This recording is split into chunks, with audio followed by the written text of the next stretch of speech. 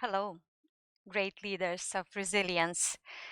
What I want to say that resilience is the wisdom that shows up in the darkest moments of our lives. This summer, me, myself, and my daughter, we were drowned by the Baltic Sea water. And unexpected whirlpool kidnapped my daughter and throwed it away from the shore. Nobody, no man, neither me, were able to reach her due to the very strong stream. She is just 11, she's just beginner at swimming, and I was observing unexpectedly long time when she was holding up above the water. We waited for the ship to come and save us, and on the shore I asked her, "How did you manage not to panic? What was happening within you?" And she told me that I saw that everybody is trying to save me, so I calmed myself down and saved my energy. I remembered the story about the man who was sailing for 3 days in the open sea, and he waited for the help. He trusted that help will come. So this is one of the lessons about resilience. Resilience shows up within us in the darkest moments.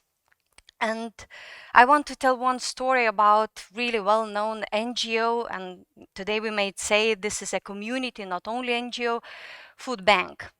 Food Bank in 2011, they signed contracts with huge retail organizations, and suddenly they became very successful. They received a lot of donations, in-kind donations from the retail networks, but the challenge and crisis came up because the organization didn't have basic operational financials to provide this food to organizations. So this was a real crisis. Organization was thinking about bankruptcy, so they opened up and asked for advice. And one of the international partners recommended them to start taking small logistic or food handling fee.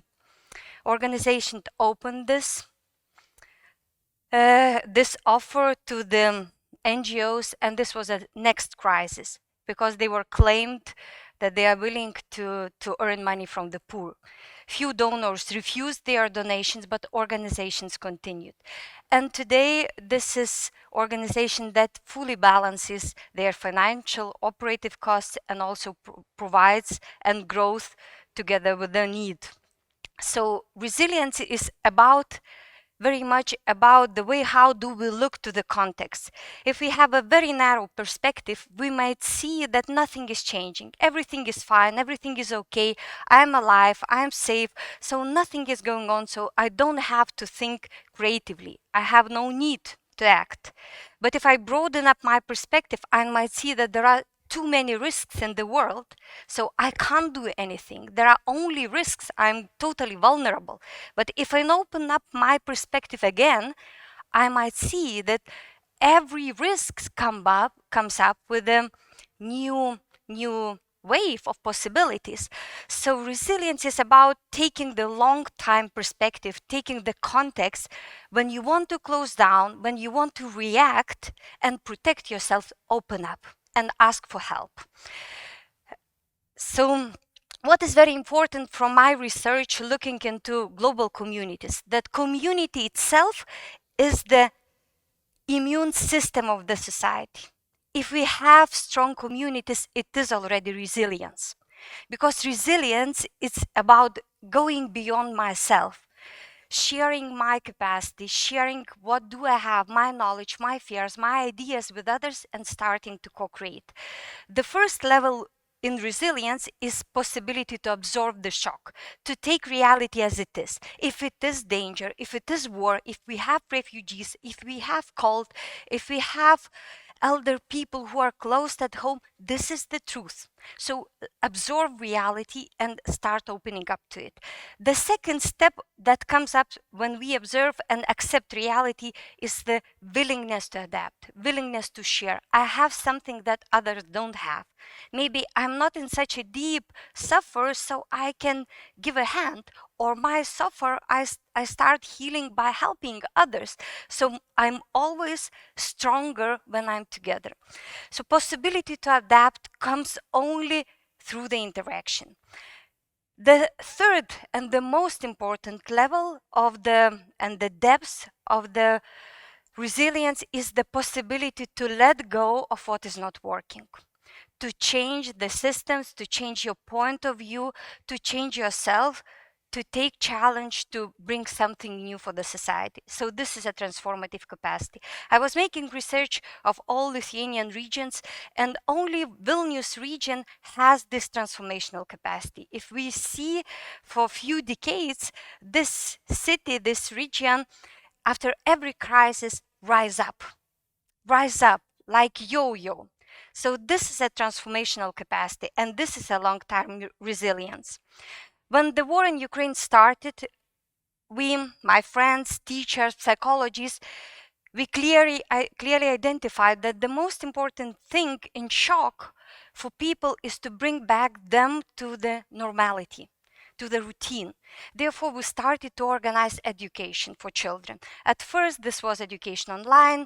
When refugees came to Lithuania, we started to organize education in person. When you start something new, the system is not ready. So the system is not ready. It means that we couldn't get any help from state institutions because there was no real possibilities to get this help. So now I'll tell you the story of our little journey through 6-7 months period, how it turned from constant challenges, constant going down to the bottom and rising up with new decision. These are pictures from our school, and at the beginning, no support from the system because there was no capacities within the system. So we opened up to society.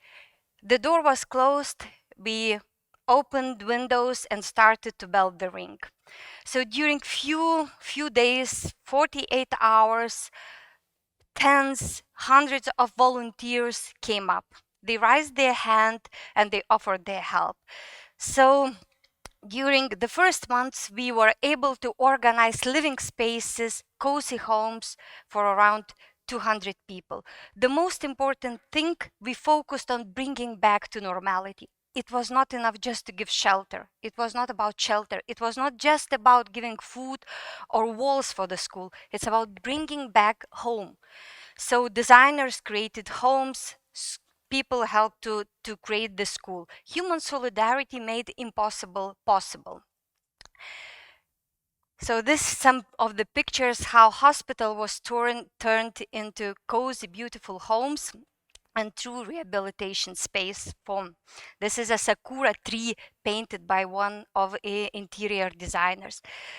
They worked in a full self-organization mode. No one was able to manage. There was no human capacity to organize or control or direct tasks. The next stage, when we organized the space and we started to run the school, volunteer capacities are limited. So the lack of finance was the another bottom line. What happened? When we have no money, but there is a group of people already living and we have a big vision, big idea. So money came up, business and funds involved. They found very fast decision, extremely fast decision to organized financing, and we received basic funding. Today, fundraising money consider around 30% of whole budget because the system started to join, and we started to collaborate with the ministries, institutions, and etc. What was very important that we had a vision and we claimed it. We wrote letters to institutions, and today a lot of these ideas now became systemic ideas for everybody else. So now we say that the school is not just a school, it's the prototype that seeks to find humane ways of integration for all the refugees, that they start helping or loving helping each other and loving our country, even if they stay here for a very short time. The next challenge, after the beautiful light of great support from NGOs, funds, and donors, happened that there was no system regulation. One is to live in the short-term period. Everybody was thinking that the war will finish in 3 months, but now we see that the situation changes. And when people stay in this country, sometimes they rediscover that they may have wish to have different vision for their future. So we became trapped by the no system regulation, and we today started to cooperate a lot with all the institutions, offering new ways of decisions, new regulative ideas, and this pushed to really broad network of NGOs and institutional partnership. So today we are waiting for the next challenge. I'm not sure which one, but I'm really welcoming it to come, because only when we have a challenge we see what's beyond, what's going up next, what else we have to involve. And it is extremely important to understand that all ideas, they are very, very simple. What makes them complicated is the way how we see the overall situation, the willingness to solve everything on your own. And I just drafted six core elements of small resilient communities that came up from this practice, not from the theoretical or PhD work, but from the real situation. First, get institutional acknowledged, be seen, be triggered to the system, find solution, become a partner. Then it's not enough just to have great ideas and dreams. Have your assets, create your assets. It does not have to be your own, but you have to claim your assets. You have to create common infrastructure. Think about money. Money gives you not only freedom, but it gives you trust, and it gives trust for others in you. For the community, it's extremely important to create self-help services, really to create capacities that we can be social workers, psychologists, mentors, mediators for each other. This is not only profession, this is a capacity. Many people, they can become social help networks, and this is one of the strongest power within communities. When shock happens, people reach one another and they create self-help nets. Self-organization. Don't try to plan, manage, control everything. It's not about projects, it's about real life action, and this is about action inquiry. Act and reflect. Pain plus reflection is growth. Participatory governance. There is not the question of one or two leaders, neither about the group of leaders within community. It's about involving everyone, and sometimes the most silent person within the group, the skeptic in the group, because they have their own wisdom. So go back and co-create your vision, values, and culture exactly in the moment when you want to close up and you don't want to see anyone. Go and co-create. So, tips for resilient community leaders. Don't do it all yourselves. Every time when you feel tired, every time when you feel that the challenge is big enough, open up. It's nothing about you. You are the least important in crisis situation. Trust in others and self-organization. Let people lead. Follow your dreams, but define your assets. Clearly know the structure where you are heading off. Be a trigger. You are beyond crisis. You can make the step, preventive step. Maybe sometimes it will be a very difficult, unexpected, negative information, but be a trigger. Make officials see the reality. Make them see that you know, or you at least have a courage and idea to do this. And don't react.